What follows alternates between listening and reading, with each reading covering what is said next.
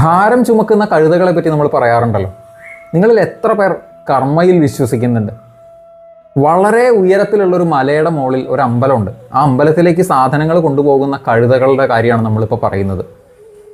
അവർ വളരെ കഷ്ടപ്പെട്ട് ഒരുപാട് സാധനങ്ങൾ തൻ്റെ പുറത്ത് കയറ്റി ശ്വാസം കിട്ടാതെ കഷ്ടപ്പെട്ട് അധ്വാനിച്ച് മുകളിലേക്ക് എത്തിക്കുക.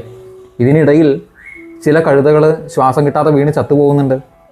പലരും തൻ്റെ കൂടെയുള്ള യജമാനൻ്റെ അടി കൊണ്ട് കഷ്ടപ്പെടുന്നുണ്ട്.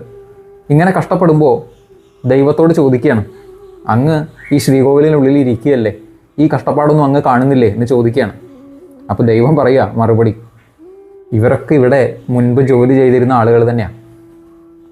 ചിലർ പുരോഹിതന്മാരാണ്, ചിലർ ഇവിടുത്തെ ഭരണസമിതി അംഗങ്ങളാണ്, ചിലരിവിടെ കൊള്ള ലാഭത്തിൽ കച്ചവടം ചെയ്തിരുന്നവരാണ്, ചിലർ ഇതൊന്നും അല്ലാതെ ഇവരുടെയൊക്കെ സ്വന്തം ആളുകളാണെന്ന് പറഞ്ഞ് ഈ അമ്പലത്തിൽ ചുറ്റിപ്പറ്റി നടന്ന് ഇതിനുള്ളിലേക്ക് കയറി കൂടി പലതും അടിച്ചു മാറ്റിക്കൊണ്ട് പോയവരാണ്.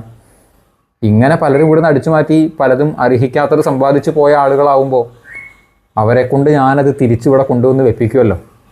എന്നെ ഈശ്വരൻ എന്ന് ചിലർ വിളിക്കും, ചിലർ പരബ്രഹ്മം എന്നൊക്കെ വിളിക്കും. എന്നാൽ ഈ ആധുനിക കാലത്ത് എന്നെ ആളുകൾ വിളിക്കുന്നത്, കൂടുതൽ ആളുകളും കർമ്മ എന്നാണ് എന്നെ വിളിക്കുന്നത്. അപ്പം ഞാൻ കർമ്മയും ആണല്ലോ, അപ്പോൾ കർമ്മഫലവും ഞാൻ കൊടുക്കണ്ടേ. അതുകൊണ്ട് ഇവിടെ നിന്ന് അടിച്ചു മാറ്റി കൊണ്ടുപോയ എല്ലാ സാധനങ്ങളും തിരിച്ച് ഞാൻ ഇവിടെ തന്നെ കൊണ്ടുവന്ന് വെക്കും. നമ്മൾ ജീവിതത്തിൽ വലിയ ഭാരങ്ങളൊക്കെ ചുമലിലേറ്റി നടക്കുന്ന ആളുകളാണല്ലോ. ഈ ഭാരം ചുമലിലേറ്റേണ്ടി വരുന്നതും ഇതുപോലെ അർഹിക്കാത്ത എന്തൊക്കെയോ നമ്മുടെ കയ്യിൽ വന്ന് പെട്ടത് കൊണ്ടാണ്. പണമായിരിക്കാം, പ്രശസ്തിയായിരിക്കാം, പലതുമായിരിക്കാം. അപ്പോൾ പുതിയൊരു വർഷം ഇന്ന് ആരംഭിക്കുന്നു. എല്ലാവരുടെയും കൈകൾ ശുദ്ധമായിരിക്കട്ടെ. കയ്യിലുള്ള എല്ലാ വസ്തുക്കളും, ധനമായിക്കോട്ടെ, പ്രശസ്തിയായിക്കോട്ടെ, എന്തോ ആയിക്കോട്ടെ, അത് ശുദ്ധമായിരിക്കട്ടെ. അർഹിക്കുന്നത് മാത്രം എല്ലാവരുടെയും കൈകളിൽ എത്തിച്ചേരട്ടെ എന്ന് പ്രാർത്ഥിക്കുന്നു. നമസ്കാരം.